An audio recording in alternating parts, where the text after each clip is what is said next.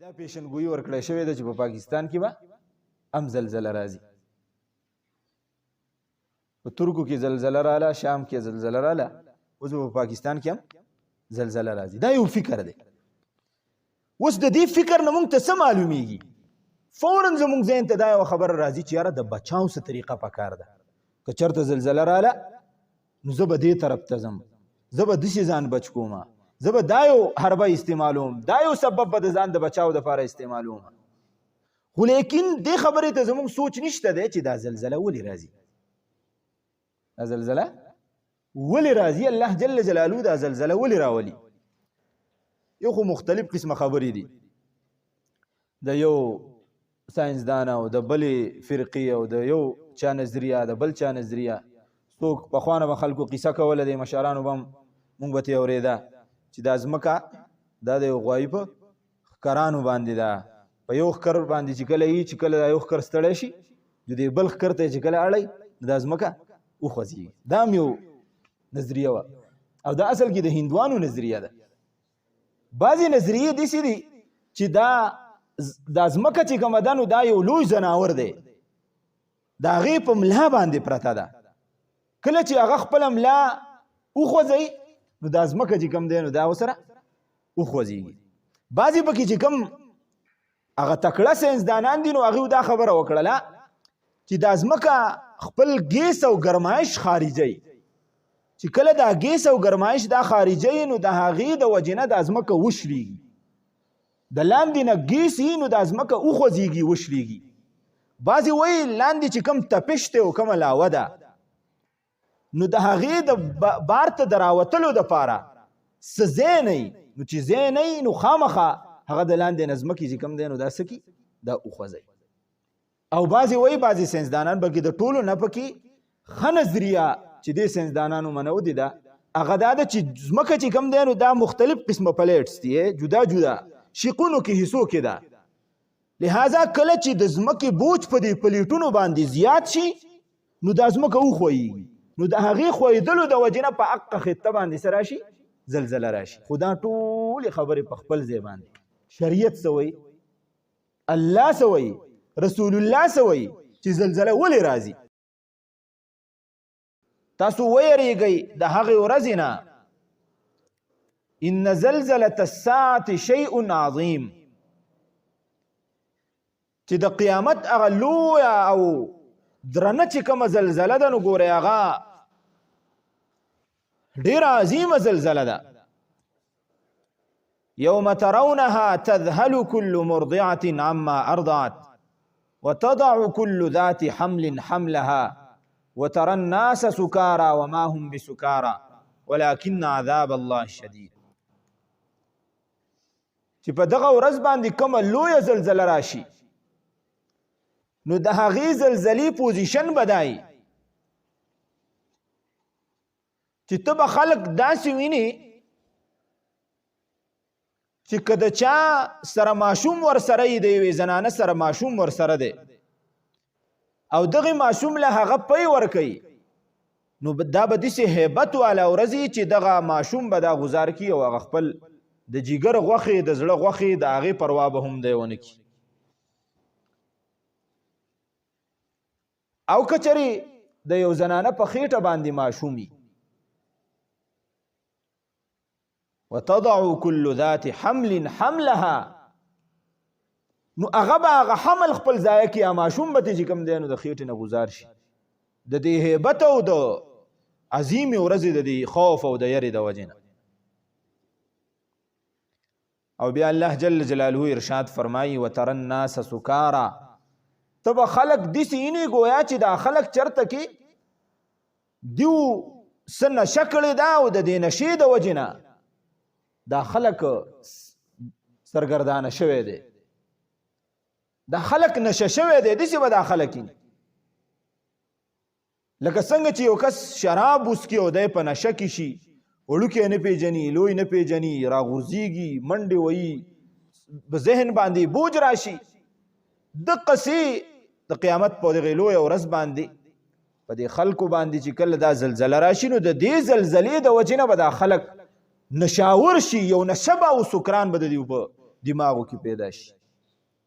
هر سړی به بل ته نشه نشه ښکاري.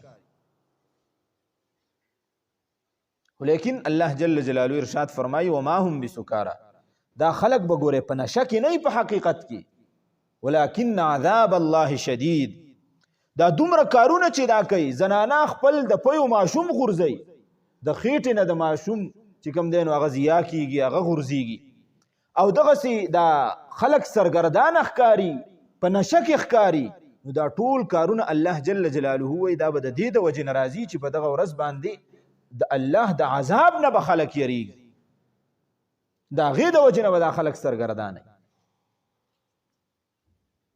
په دنیا کې الله جل جلاله یو لوی تاریخ دی په قرآن مجید کې د دې زلزلو الله جل جلاله هغه ذکر کړی دی چې کوم یو قوم نافرمانی کړي دي، کوم یو قوم د الله جل جلاله د حکم تابعداري نه ده کړې، د وخت د پیغمبر خبره نه ده منو دي، الله جل جلاله هغه خلق غر کړي.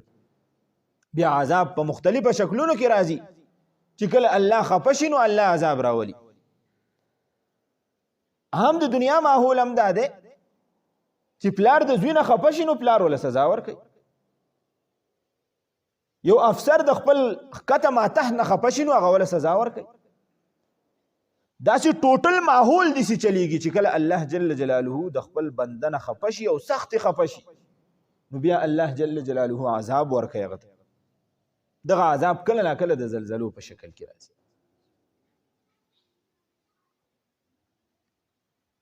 نو د دې د وجې نه الله جل جلاله ارشاد فرمایي چې دا زلزلې دا خو وړې وړې زلزلې دي، د قیامت کومه زلزله چې را روانه ده ګورې هغه ډېره عظیم الشانه زلزله ده. د قوم شعیب علیه السلام د هغې د قوم تذکره قرآن مجید کې الله جل جلاله ارشاد فرمایي چې کله پناب طول کې کمې شروع کړ، زیاتې شروع کړ، ظلم شروع کړ، پردی حق به خوړ، نو د هغې د وجې نه الله جل جلاله په هغې باندې عذاب راوست، زلزله پرې راوسته. قوم عاد او قوم ثمود دومره اوچتې باډۍ خدای ورکړې وې، دومره اوچتې بلندې حوصلې ورکړې وې خدای، زور یې ورله ورکړی و، قوت یې ورکړی و، خو د هغې باوجود الله جل جلاله پې هواګانې وچلولې، ځمکې پې پاستر کړې او نیست او نابود کړې. او بیا قرآن مجید کې الله جل جلاله وایي دا خلک ځان ته به ډېر زورور قوم وي، اوس وګرځئ یو پکې موجود شته او که نشته، بلکل ستری واچول الله جل جلاله. نو په اقوامو باندې دا عذاب دا راځي. اوس زلزله د څه د وجې نه راځي؟ بعضې وخت کې زمونږ عام طور باندې فکر دا جوړ شوی دی د دې میډیا د ذریعې د وجې نه یا د عامو خلکو د ملاقاتونو د وجې نه چې دا پیشنګویي ورکړی شوې ده چې په پاکستان کې به هم زلزله راځي. په ترکو کې زلزله رااله، شام کې زلزله رااله، اوس په پاکستان کې هم زلزله راځي. دا یو فکر دی. اوس د دې فکر نه موږ ته څه معلومیږي؟ فوراً زموږ ذهن ته دا یوه خبره راځي چې یاره د بچاو څه طریقه پکار ده. که چېرته زلزله رااله نو زه به دې طرف ته ځم، زه به داسې ځان بچ کوم، زه به دا یو حربه استعمالوم، دا یو سبب به د ځان د بچاو دپاره استعمالوم. خو لیکن دې خبرې ته زموږ سوچ نشته دی چې دا زلزله ولې راځي، دا زلزله ولې راځي، الله جل جلاله دا زلزله ولې راولي. یو خو مختلف قسمه خبرې دي، د یو ساینسدان او د بلې فرقې او د یو چا نظریه د بل چا نظریه.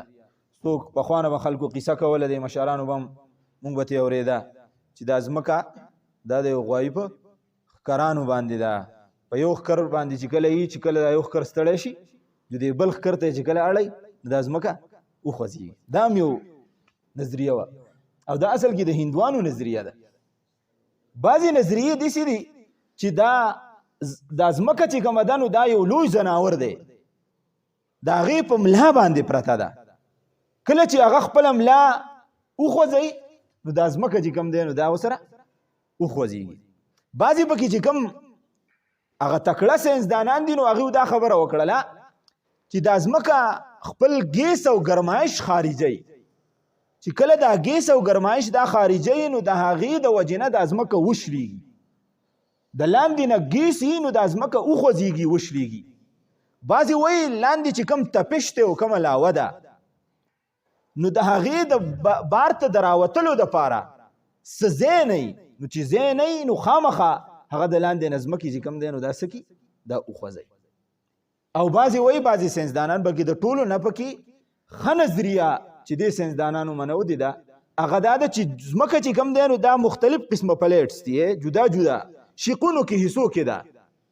لہذا کله چې د ځمکې بوج په دې پلیټونو باندې زیات شي نو دا ځمکه وښویږي، نو د هغې ښویدلو د وجې نه په حقه خطه باندې څه راشي زلزله راشي. خو دا ټولې خبرې په خپل ځای باندې شریعت څه وایي، الله څه وایي، رسول الله څه وایي چې زلزله ولې راځي. مونږ ته دې طرف ته راتګ پکار چې الله جل جلاله زلزله وایي د څه د وجې نه راځي.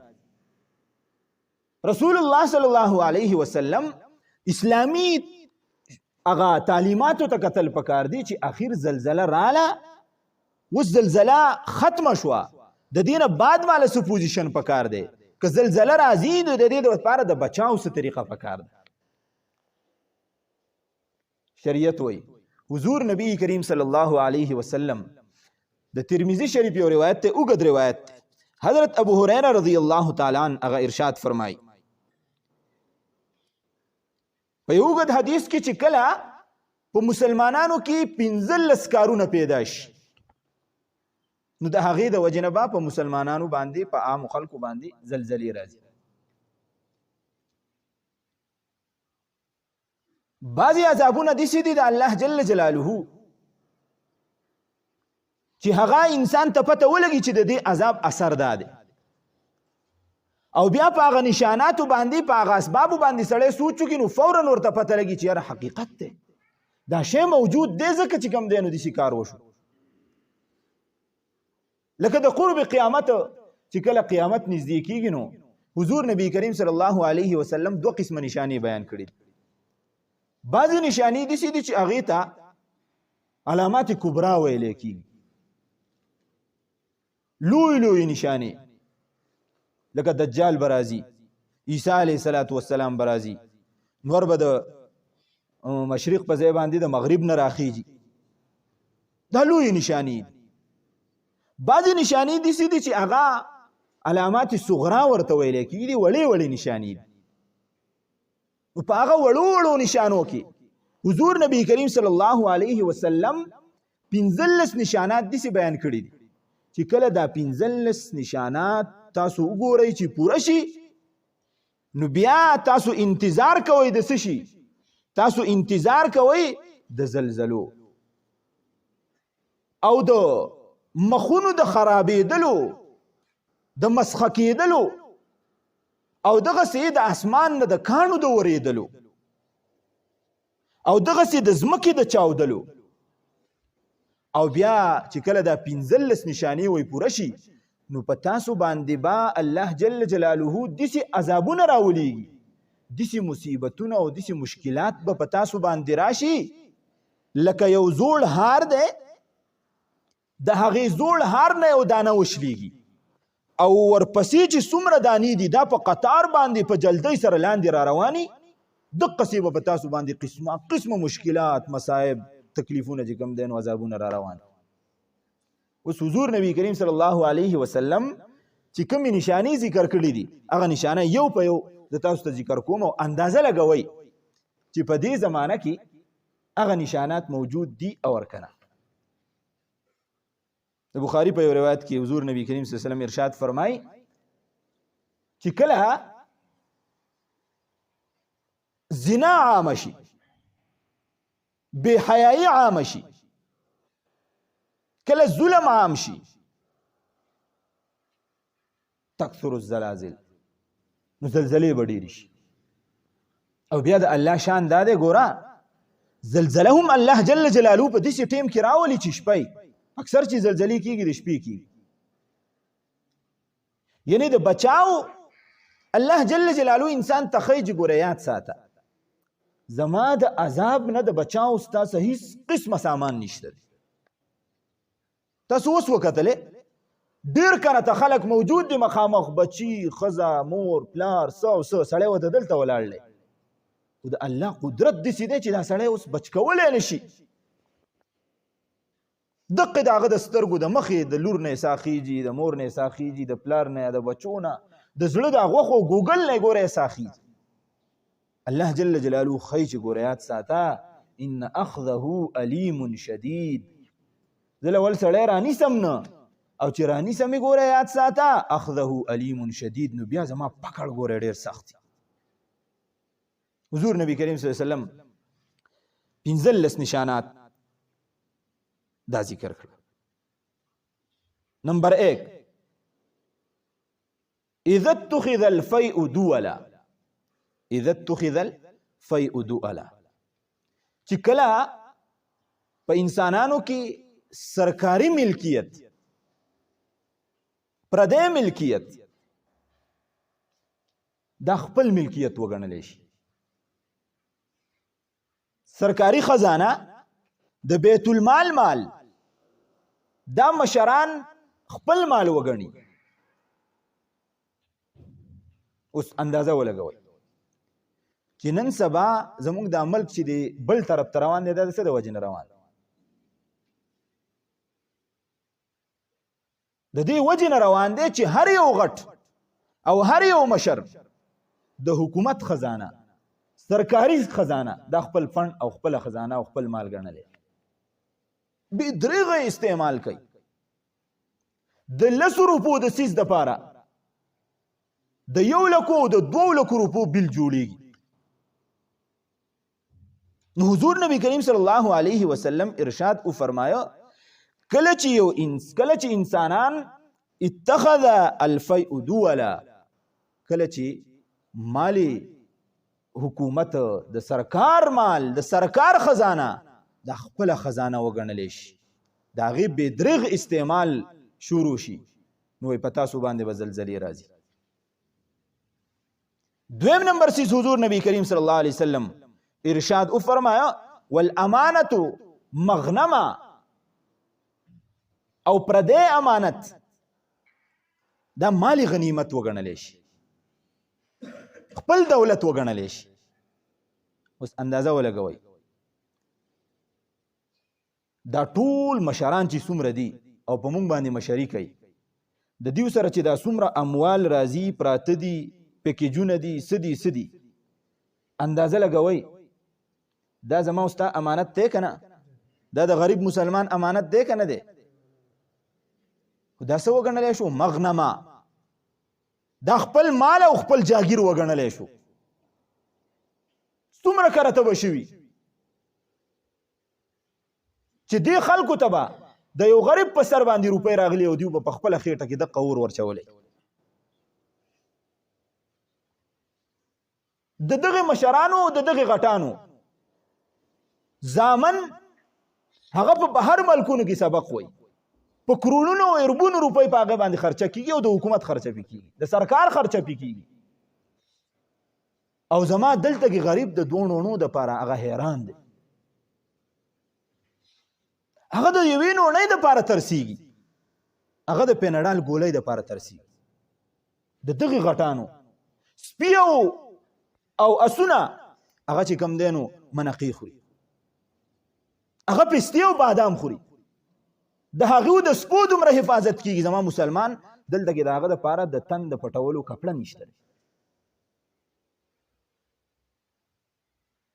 حضور نبی کریم صلی الله علیه وسلم ارشاد فرمایا چې کله په مسلمانانو کې والامانت مغنمه چې امانت هغه خپل مال وګڼلی شي مالی غنیمت وګڼلی شي نو په مسلمانانو باندې به زلزلې راځي په انسانانو به زلزلې راځي. د دې حده پورې رسېدلې ده خبره د یو غریب مال دی امانت دی د بل چا سره هغه ورشي وایي چې زما د امانت راکه د هغې امانت چې 1 لک روپۍ دی مثلا د هغې دپاره به ستانه 2 لکه روپۍ لګي د هغې د حاصلولو دپاره به 2 لکه روپۍ ستانه لګي. دریم سیز حضور نبی کریم صلی الله علیه وسلم ارشاد وفرمایا والزکات مغرما، او چې کله مسلمانان زکات تاوان وګڼي، مسلمانان زکات تاوان وګڼي، زکات الله جل جلاله په مسلمان باندې فرض کړی دی، لازم کړی دی. دا مسلمان پیسې ګټي، دا پیسې ولا څوک ورکوي؟ الله ورکوي. او بیا دا الله وایي زما چې کوم حق دی، ما چې په تا باندې کوم لازم کړی دی هغه ورکه غریب له. دی ورته وایي نه ورکوم. د ده زړه چوي چې دا روپۍ مې د خپل مال نه لرې کړې، نو دا خو چې کوم دی نو تاوان دی، ګېډۍ دومره پروت و هغه کم شو. والزکات مغرما، چې کله زکات انسان په ځان باندې تاوان وګڼي، څومره خلک ماته معلوم دی چې هغه په ځان باندې غوږونه راچي. ای د خدای بنده، ته به سبا د الله درته نه ځي؟ تاله مال چا درکړی دی؟ الله. دا اوس زکات ته ادا کې د چا دپاره ادا کې؟ د الله دپاره ادا کې. سبا د قیامت په ورځ دغه مال ستا دپاره که پټی دی، کټی دی، او که جیداد دی، موټر دی، که هر څه شی دی، دکان دی، ستا مال دی، نغد پیسې دي، بینک بیلنس دی، د قیامت په ورځ الله جل جلاله قرآن کې ارشاد فرمایي ستا د دغې ټول مال نه به اور جوړېدی شي. دا به ستا په ملا پسې، دا به ستا په مخ پسې، دا به ستا په شا پسې، دا به ستا په ګس طرف پسې، دا به ستا په ښی طرف پسې چې کوم دی نو میلاوي. مسله دا ده مونږ ټول عمر لګیا یو د خپلو بچو دپاره ګټه وټه کوو کوو کوو کوو کوو کوو. که چاته دې وي چې دا غریب دی د سره مدد وکړه، ستا په مال باندې کال واوښ، د دې نه زکات ورکړه، دا سړی ګوره یاد ساته دې ته تیار نه دی. سبا دقه سړی د دقې خپلې مال نه او د خپلې غوټې نه چې کوم دی نو اکدم مړ شي، خبره یې ختم شي. دا کم مال چې بیا د بچو له ګټلی، بچي په دې باندې مزې کوي او هغه خرمستۍ پې کوي چې شریعت د هغې د سرې نه اجازت نه ورکوي. آیا اوس ته ماته ووایه د دې ګناه تا ته میلاویږي که بل چا ته میلاویږي؟ دې ګناه به ټیک تا ته میلاوي. تا ماحول مهیا کړی دی د خپل زوی دپاره، تا ماحول هغه نه دی مهیا کړی، تا خپل زوی ته صدقه نه ده خول، زکات ورکول دی ورته نه دي خول، نن به خامخا هغه دا کاتې. نو حضور نبی کریم صلی الله علیه وسلم دریم سیز دا وښوده چې والزکات مغرما، چې کله زکات دا تاوان وګڼلی شي، یاد ساته، نو بیا تاسو انتظار کوئ د زلزلو. څلورم سیز حضور نبی کریم صلی الله علیه وسلم ارشاد وفرمایه وتعلم لغیر الدین، چې تعلیم حاصل کړی شي، د دین تعلیم حاصل کړی شي، لغیر الدین، د دین دپاره نه د نور سیزونو دپاره. مطلب څه دی؟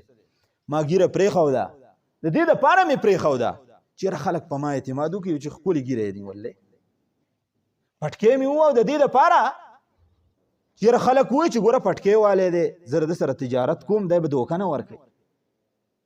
تسبیح مې راواغستې د دې دپاره چې خلک په ما اعتماد وکړي، وایي چې څومره ذکر والا سړی دی، څومره ذاکر دی، حالانکې زما معاملات د ټولو نه صفر دي. وتعلم لغیر الدین، خپل پیس او خپل شکل خپل ایمیج هغه زه داسې پیش کما چې زه د دنیا لوی زبرګ یم، خو لیکن زما حقیقت ته چې ورکوزي نو هغه صفر دی. چې کله داسې قسمه معاملات شروع شي نو حضور نبی کریم صلی الله علیه وسلم ارشاد وفرمایا چې بیا ګوره یاد ساته د زلزلې انتظار کو، پتا به زلزله راځي. پنځم نمبر سیز حضور نبی کریم صلی الله علیه وسلم ارشاد وفرمایا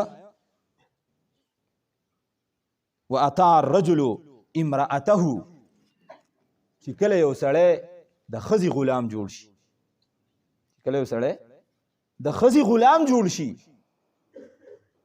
خپل مور او پلار ضعیفان کمزوري ورځ او شپه د ده دپاره چې کوم دی نو خدمت کړی، د کوم مقام ته را رسېدلی دی دا د دقې سپینګیو او د دغې سپین سرې د وجې نه را رسېدلی دی. ولیکن واطاع الرجل امرأته، سړی د خپلې ښځې تابعداري شروع کړي. وعق امه، او د خپل مور نافرمانی شروع کی شپږم نمبر دا شو.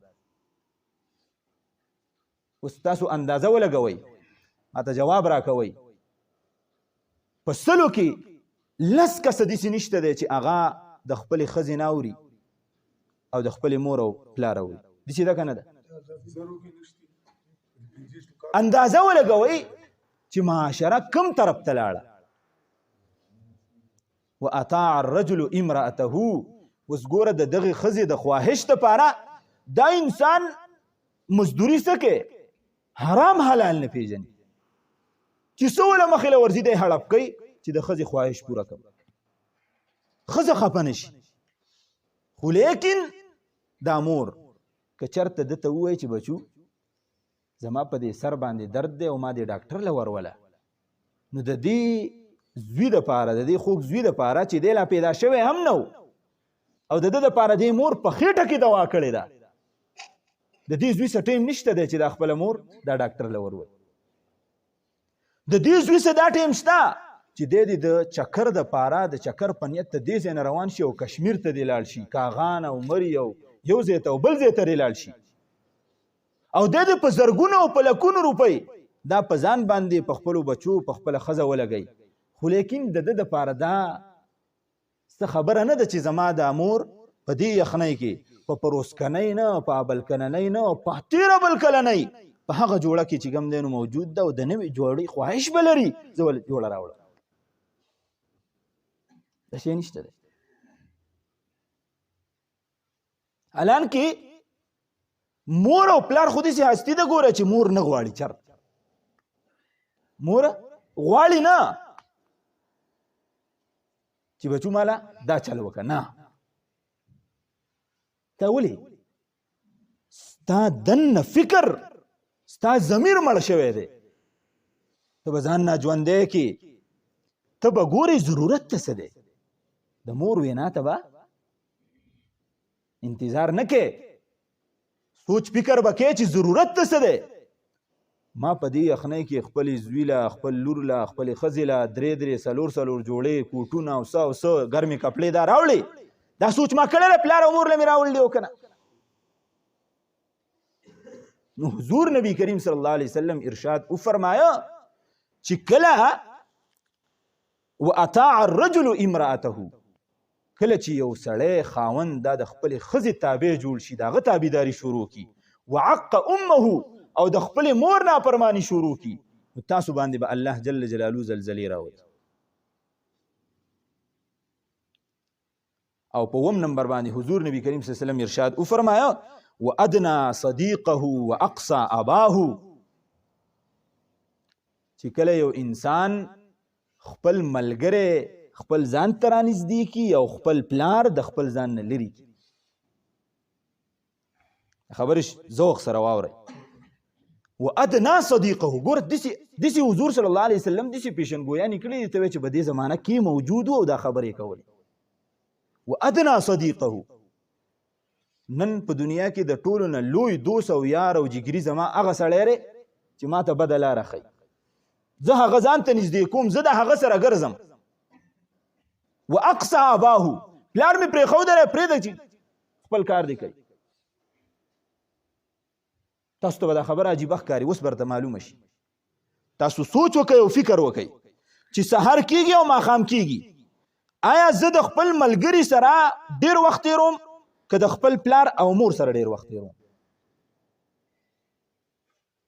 زه سحر وځم تر مازدیګره پورې د ملګري سره ګرځم، وروسته راځم د مور حال احوال د پلار حال احوال زه نه پوښتم، نو پلار مې لرې که زوی او دقې زوی خپل ملګری ځان ته رانږدې کړه. نو حضور نبی کریم صلی الله علیه وسلم ارشاد وفرمایا چې 1 نمبر نشانی د زلزلو د خسف د قذف دا ده چې وادنا صدیقه، خپل ملګری به ځان ته رانږدې کولی، او واقصى اباه، خپل پلار دا به چې کوم دی نو د ځانه دغه سړی لري. او 9 نمبر وظهرت الاصوات فی المساجد، حضور نبی کریم صلی الله علیه وسلم ارشاد وفرمایا چې کله په جماعتونو کې اوازونه اوچت شي، په جماعتونو کې اوازونه اوچت شي. وس په دې کې مختلف قسمه خبرې دي. په جمعات کې د څه आवाज اوچتېږي؟ په کار خدا ده چې په جمعات کې الله اکبر الله اکبر د دې ناره اوچته شي. خو که په جمعات کې اوچتېږي نو څه اوچتېږي؟ د موبایل आवाज اوچتېږي، د غیبت आवाज اوچتېږي. زه اکثر دلته کې د ملګري ګیس ته ناستي که نه، نو زه کوشش کوم چې ډېر کسان ناستي نو د ګیس سره اوسه کېننم. وجه یې څه ده؟ هسې نه، د جومات دی د الله بهر که زه غیبت کومه نو ما ته به یو شانتې ګناه میلاویږي. خو که دې جومات کې مې غیبت وکړ نو الله به لاله څومره عذاب راکوي.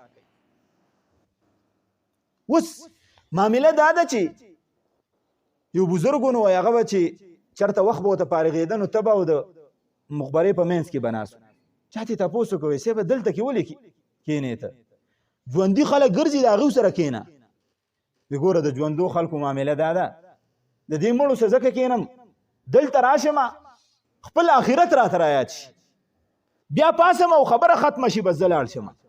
خو که د ژوندو سره کښېناستمه نو چې ناسمه نو د بل به غیبت کومه، او چې تی کله پاسمه نو دا ناس خلک چې کوم دي دا به زما غیبت کوي چې دا خو مړاسې لګیا دی. چې لاړ شم تی نو دقه ناس خلک به بیا زما غیبت کوي. د دې وجې نه د دې مړو سره دلته کې کښېنم په مقبره کې.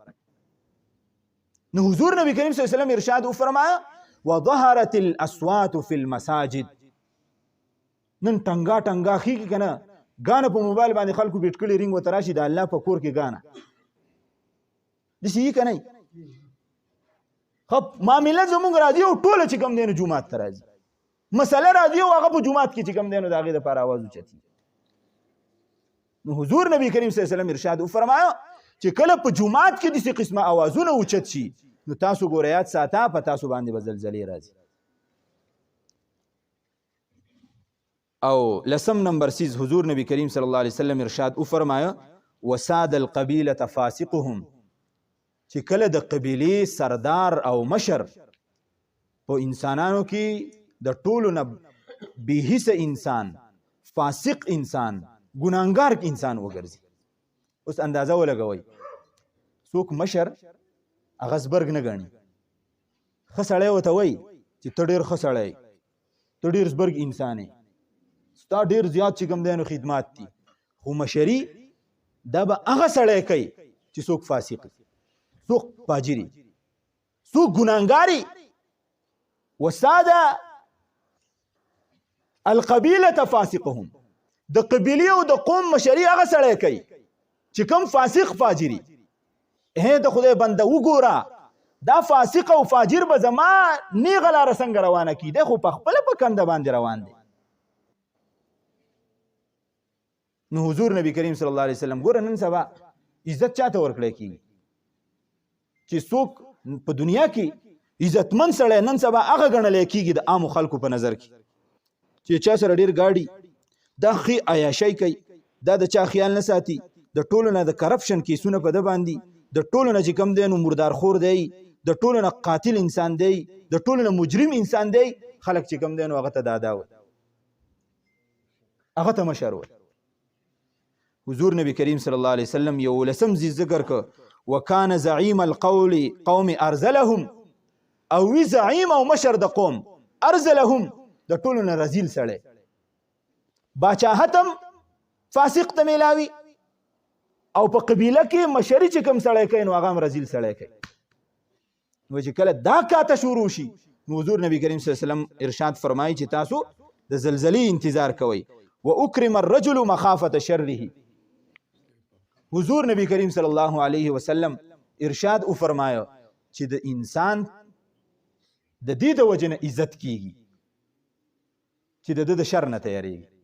یاره خیال یې ځکه ساتم هسې نه په ډک مجلس کې چې کوم دی نو څه کنځل راته ونه کړي، یاره خیال یې د دې د وجې نه دې پلان کې سړي ساتم چې هسې نه څه الزام را باندې ولګوي، هسې نه چې کوم دی نو غلا مې وکړي، هسې نه چې کوم دی نو څه جیدات ته بچو ته نقصان ورسوي. نو چې کله دا شی شروع شي چې د انسان عزت د هغه د شر نه د بچاو دپاره کېږي چې نقصان راته راونه رسوي، حضور نبی کریم صلی الله علیه وسلم ارشاد فرمایي چې ګوره یاد ساته بیا به په تا باندې زلزله راځي. او دا درې څیزونه پاتې دي، ټیم مختصر ذکر کومه.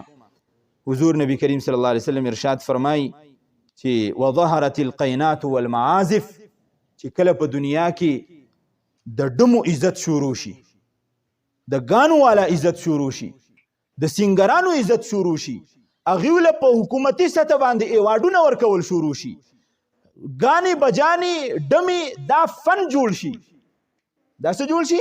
فن جوړ شي، دې ته د عزت په نظر باندې وکتلی شي. والمعازف او په هر یو کور کې، په هر دکان کې، په هر یو حجره کې د ګانو آلات موجود شي، ټنګ ټکور جوړ شي، موبایل په هر ځای کې چې کوم دی نو ګانې بجانې د هغې رواج عام شي. نو حضور نبی کریم صلی الله علیه وسلم وایي تاسو د زلزلې ګوره انتظار کوئ.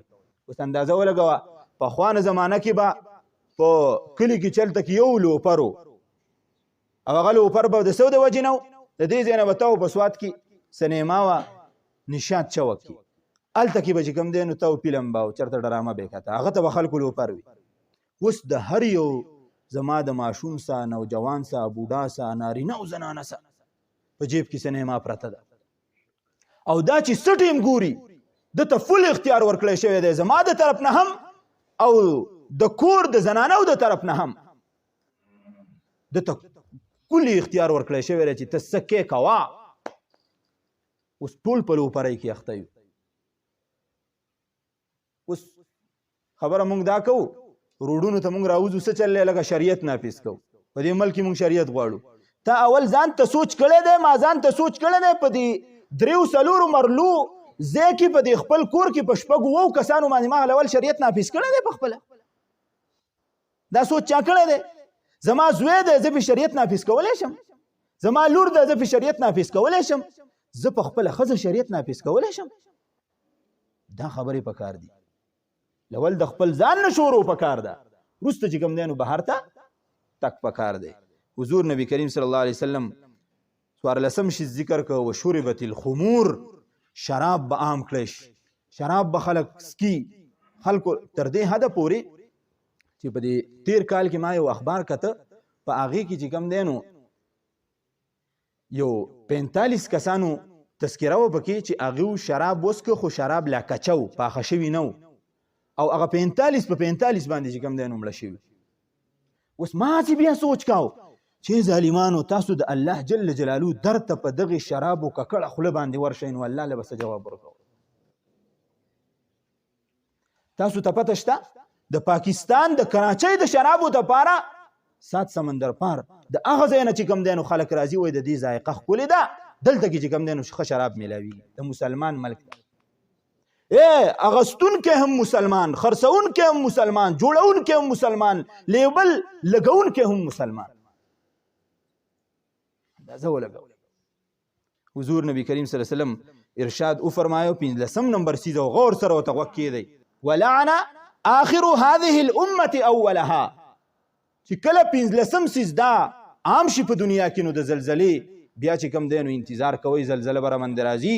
هغه 15 سیز دا چې دا نوی کل دا به په زړو خلکو باندې چې کوم دی نو رد بد وی تان او په هغوی باندې به چې کوم دی نو خبرې کوي نوی کل.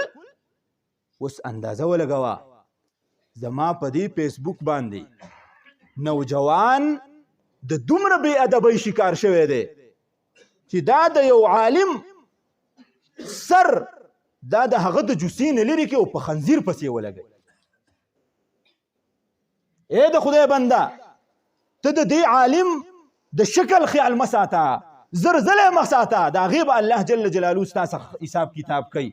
د دې عالم په دې سر باندې چې کوم پټکی پروت ته یاد ساته دا د 1,24,000 انبیاء کرامو چې کوم دی نو پټکی دی. سبا به د الله جل جلاله په در کې ودرېږي او صرف په دغه عالم مجرم نه بلکې یاد ساته د 1,24,000 انبیاء کرامو مجرم به هغه به رسه مقدمه لړاوی. بیا زما ایمان د کمې درجې دی چې زه به مخامخ شم، زما اعمال د کمې درجې دي چې زه به مخامخ شم. طوفان بدتمیزي روانه ده جي په فیسبوک باندې مشر څوک نه ګڼي. دا هغه خپله نظریه ده چې څوک څه کوي دی، تاله څه پکار شو چې په هغه پسې خبرې کوي. د مشر عزت به ختم شي. دومره پورې خلک راپاڅېده. امام ابو حنیفه رحم الله څومره لوی سړی تیر شوی دی، تابعي دی، احادیث د صحابه کرامو نه اغوستي دي. او هغه ته وی امام ونیفه رحم الله نعوذ بالله په سبا نه پیدا صرف ولس احادیث ولا ورتلوي په صحابه کرامو غونته هستی چې د رسول الله صلی الله علیه وسلم خیمټي وي په هغه په خبره به حضرت معاویه رضی الله تعالی عنہ په خلک خبره کوي نو حضور نبی کریم صلی الله علیه وسلم ارشاد او فرمایا چې پنځلسم کار دا چې اخیره امت د دې امت هغه په خپل مخکینو خلکو باندې لعنت لیږي هغه ته بر دې بدی وای نو حضور نبی کریم صلی الله علیه وسلم د دې پنځلسو خبرونو بعد څه فرمایل وګورته کېدی حضور نبی کریم صلی الله علیه وسلم ارشاد او فرمایا فليترقبوا عند ذلك ريحا حمراء د دینه بعد ګوریات ساته ته انتظار کو د دې تک سری هوا یو سره هوا به پتا باندې راشي او د هغې نه بعد وزلزله زلزله بر باندې راشي وخسفا مخ به الله جل جلاله وران کی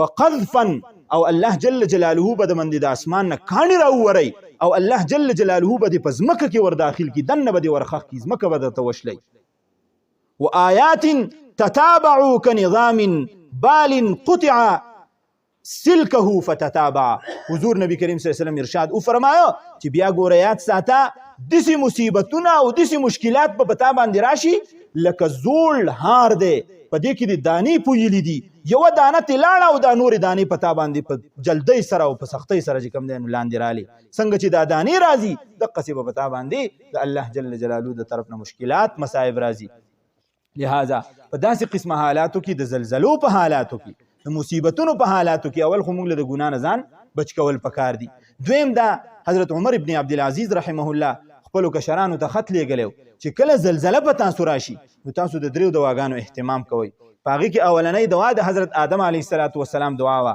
ربنا ظلمنا انفسنا وان لم تغفر لنا وترحمنا لنكونن من الخاسرین زمونږ خلک د دین نه غافل دي چې زلزله راشي پنسي ښکته پورته کوي د دې څه مطلب دی ربنا ظلمنا انفسنا وان لم تغفر لنا وترحمنا لنكونن من الخاسرين او دویمه دعا د حضرت یونس علیه السلام لا اله الا انت سبحانك اني كنت من الظالمين او بل دعا د حضرت نوح علیه السلام والا تغفر لي وترحمني اكن من الخاسرين واخر دعوانا ان الحمد لله رب العالمين